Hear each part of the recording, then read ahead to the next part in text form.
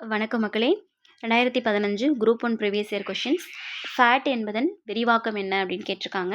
இதோட ஆன்சர் பார்த்தீங்கன்னா, கோப்பு பங்கீட்டு பட்டியல், ஃபைல் அலோகேஷன் டேபிள் அப்படின்னு சொல்லியிருக்காங்க. இது என்ன அப்படின்னா, இது வந்து மைக்ரோசாஃப்ட் தான் இந்த இந்த சாஃப்ட்வேர் வந்து யூஸ் பண்ணுவாங்க. இது வந்து இந்த சேவ் பண்ணி வைப்பாங்கல்ல, இது யூஎஸ்பி டிரைவ்ஸ் இந்த மாதிரிலாம் சேவ் பண்ணி வைக்கிறதுக்கு, கண்காணிக்கிறதுக்காக பயன்படுற ஒரு கோப்பு.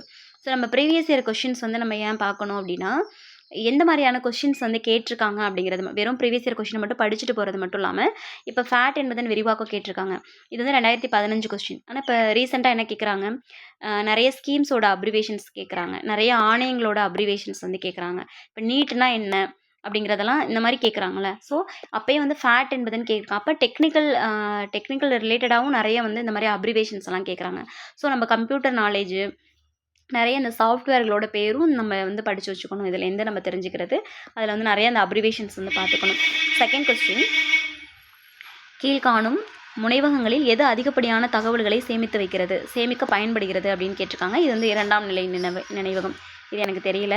ஸோ அடுத்த கொஸ்டின், டெராஃபைட்டின் மதிப்பினை கூறுகன்னு கேட்டிருக்காங்க. 240. இது ரெண்டுமே எனக்கு என்னன்னு தெரியல. தெரிஞ்சவங்க வந்து கமெண்ட் பண்ணுங்கள். அடுத்து வந்து ப்ளூடூத் தொழில்நுட்பம் என்பது என்ன அப்படின்னு கேட்டிருக்காங்க. இது வந்து ஈஸியானது, எல்லாருக்குமே தெரிஞ்சுதான்.